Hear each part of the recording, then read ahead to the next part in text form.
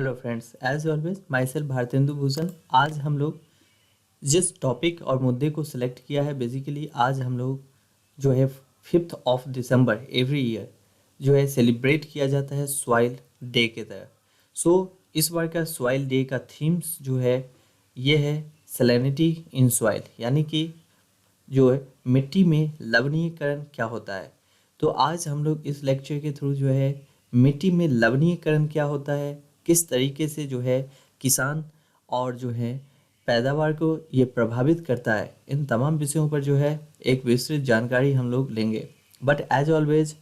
आई hope कि you all are well and fine. So यदि channel पे आप गाइज नए हो तो please like share and subscribe कर दो चैनल को, ताकि आपको नोटिफिकेशन इम्पोर्टेंट जो है एकेडमी एंड जो है non academic as for the knowledge वर्धन के लिए भी मिलता रहेगा। तो चलते हैं दोस्तों, आज हम लोग देखने सॉइल डे के ऊपर ये जो सॉइल लवणीकरण का थीम्स है उसमें क्या कुछ बात सामने निकल के आता है।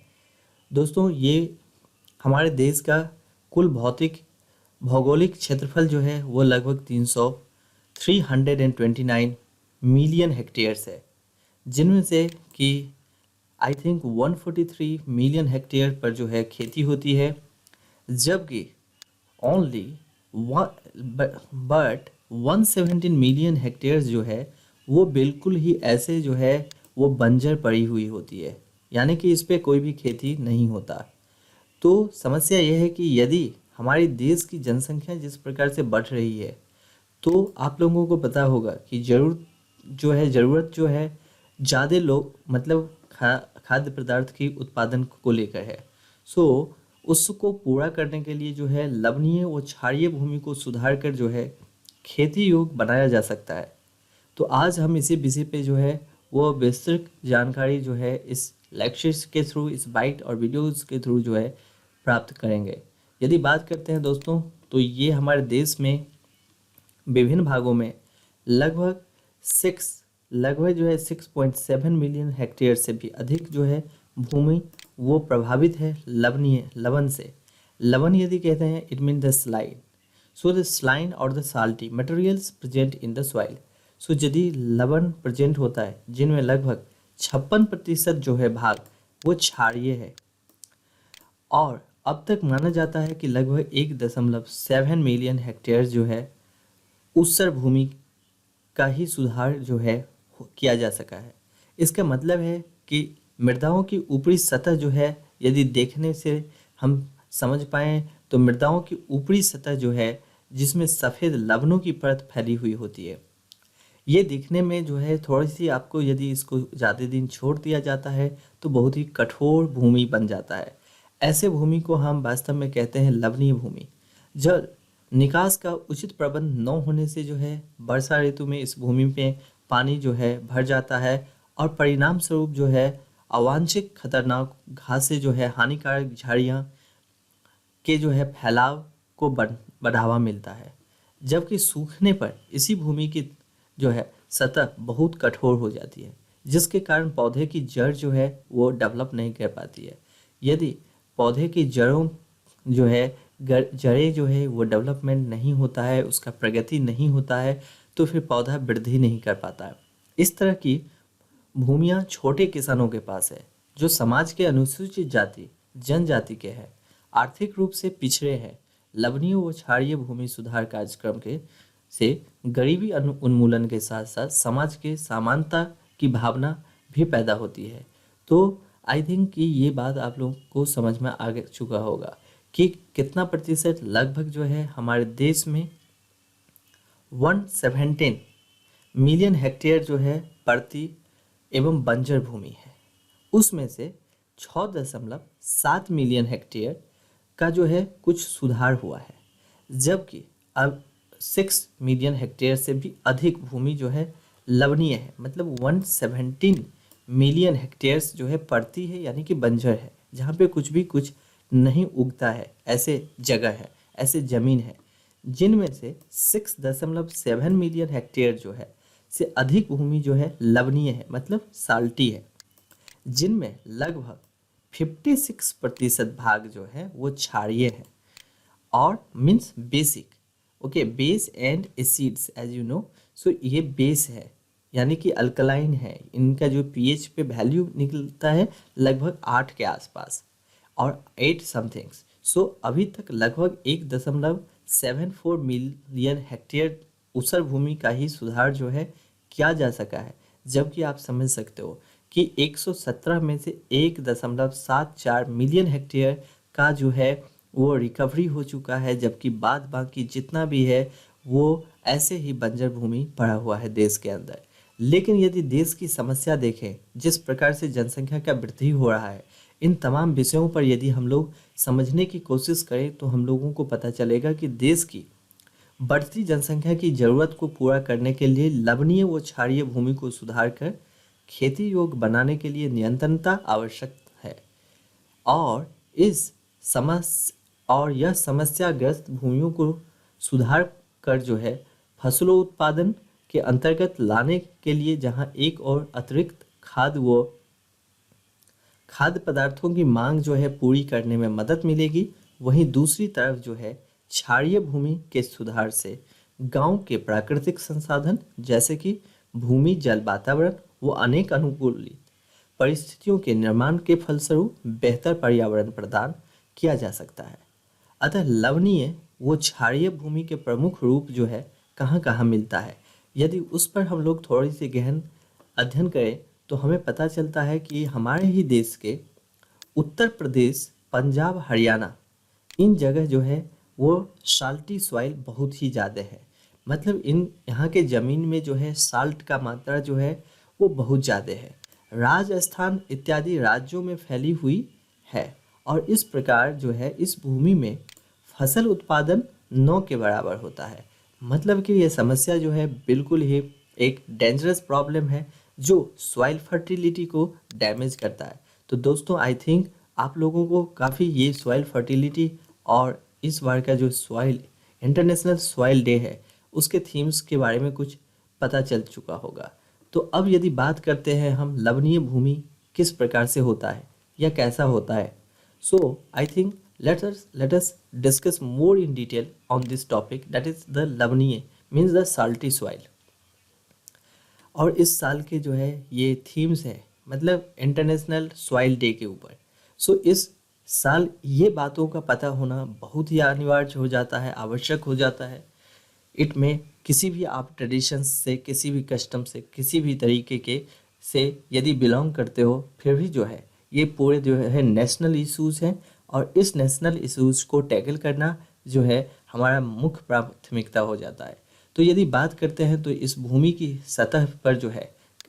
होता क्या है, कैल्शियम, मैग्नीशियम, पोटासियम के क्लोराइड एवं सल्फेट आयन जो है वो पाया जाता है। जब हम बात करते हैं कि साल्टी, आपको पता है क्लोराइड आयन, सोडियम क्लोराइड जो टेबल साल्ट का केमिकल फार्मूला होता है। Sodium chloride basically magnesium chloride, potassium chloride और क्लोराइड के अन्य जो है कॉम्बिनेशन कंपाउंड जो है जो बनता है वो बेसिकली किसी न किसी तरीके से लवण यानी कि साल्ट के फॉर्म में होता है।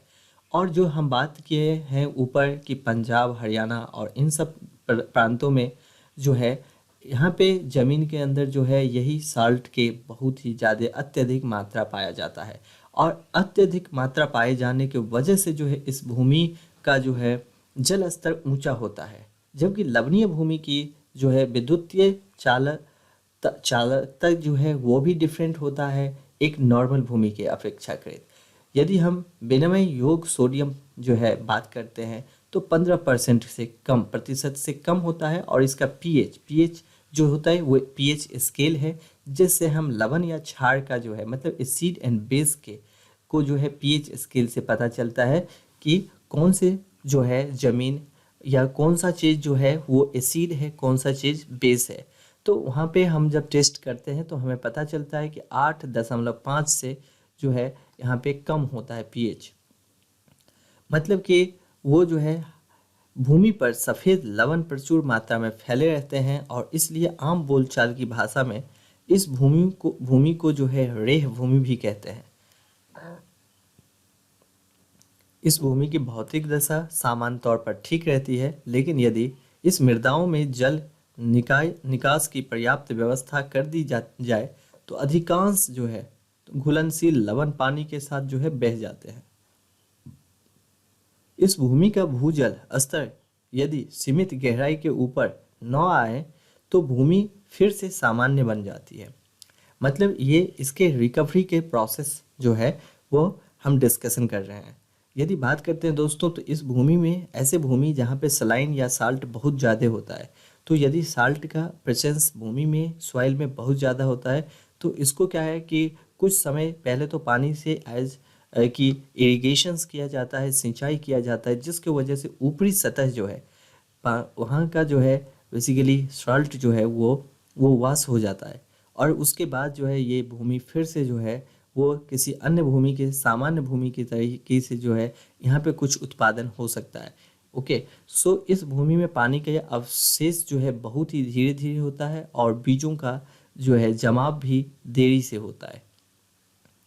पौधों की बढ़वार और जड़ों का विकास ठीक तरह से नहीं हो पाता है क्योंकि ये कुछ ही समय बाद आपको दिखने में लगेगा कि बहुत ही एक कठोर चट्टान की तरह बन गया है, जिसके वजह से जो रूट है किसी भी प्लांट के वो बिल्कुल भी डेवलप नहीं कर पाते हैं और इस वजह से जो है ये प्रभावित करता है फसलों को। तो लवणों की अधिकतरता जो है के कारण जो है फसल नष्ट हो जाते हैं और ये एक बहुत बड़ी गंभीर समस्या है हमारे देश के अंदर। तो हमारे देश की इस समस्याओं को निदान के लिए जो है